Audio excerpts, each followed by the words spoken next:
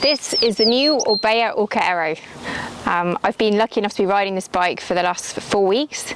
I've got to say I was a little bit nervous when the Orbea engineers told me they were revamping the old Orca Aero frame, because I love that bike so much.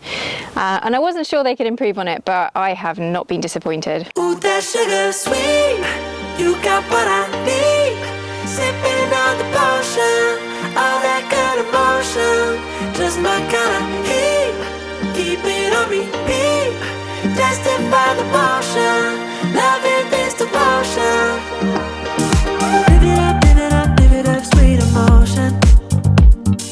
Every time, every night, you and I on a roll. So this being an aero road bike, it's all about the aero. And at first glance, you kind of think it looks a little bit like the Ordu, the Orbea TT bike, which I'm also lucky enough to be riding. And I think the thing that your eyes are drawn to immediately is this storage box on the bottom here. That's for your spares. It isn't UCI legal. It's classed as a fairing. But for most people, most of the time, you don't need to be UCI legal. So why not enjoy the aerodynamic benefits of having a fairing on the bottom there? So not having a spares pouch on the saddle keeps the back of the bike really nice and clean, and that lower centre of gravity from having the slight fairing on the bottom for the spares makes the bike handle much better. It also comes with an aero bottle. I've put 2 normal cages on there because once you've got the aero cage on there, you can't fit another bottle cage on. And for the type of riding I do, I always need, especially in this environment, I always need that extra bottle. So I've got 2 normal cages on there. One of the things that I was told about this bike is, with the previous aero road bikes, this is like 4th generation we're coming to now. What they've done with this bike is combine that with riders, with information from riding, not just data, but also the feel of the bike. And what I've experienced from riding this bike now is that it just feels so incredibly fast. You got what I need, sipping on the potion, all that good emotion, just my kind of heat. Keep it on repeat, tested by the motion. Just looking at the frame, you can see the aerodynamics here. You've got this flat top tube, which is now, we've seen on quite a few bikes.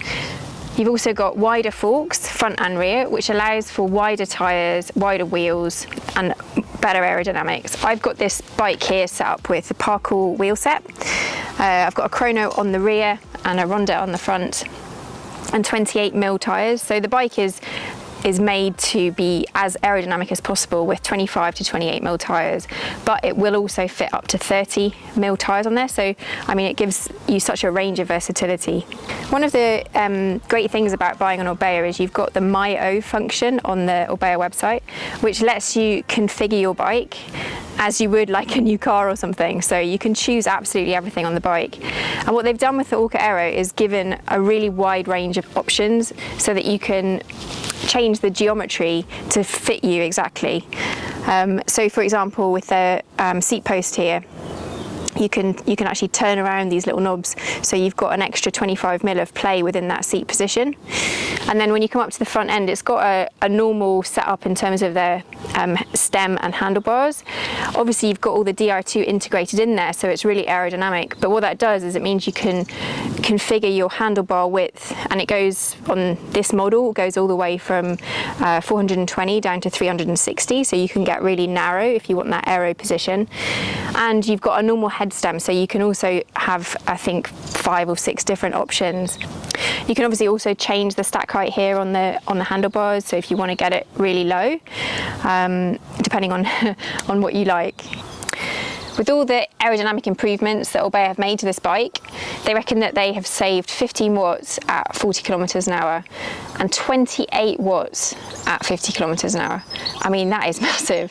When you're setting up your bike on My O, you've got a whole range of options for components. I've got the Dura-Ace Ultegra set on here with 12 speed at the back. I've not had 12 speed before, and I've got to say it does give you a bigger range, obviously, of options. And I've really noticed that I've been able to, for example, climb here in the big ring at the front all the time, which is great. It's also got the option to have 4i power meter, which I've got on here. It's the first time I've used a single arm 4-eye power meter, and I've got to say I'm really enjoying having that on there. One of the other things you'll notice with this bike is this little box down here under the water cages, which is where your DR2 junction box would be. But this is all set up with the new Shimano DR2 system, so actually it took us a while to find out how to charge this bike. It's not something that we've had before, but it's actually at the back on the DR2 setup here, and that's where everything is done to control your DR2 setup for the bike, and you can do that on the app through your phone, set it up how you want it in terms of gear changing, synchronization or manual. One of the first things that I did when I got this bike was took it up a climb, and I wanted to just feel how it responds to acceleration, quickly getting out of the saddle and putting down maximum power. And because of the stiffness of the frame, it just responds so well and it felt amazing, and I was blown away that they had actually managed to not just match that from the old bike but improve on it. I've been lucky enough to be sponsored by Orbea for a number of years, and their support has been incredible, but you know, there is just nothing like getting a new bike through the post, and especially when it's a completely revamped frame. Ooh, that sugar sweet, you got what I need. Sipping on the potion, all that good emotion, just my kind of heat. Keep it on repeat, tested by the motion, loving this devotion.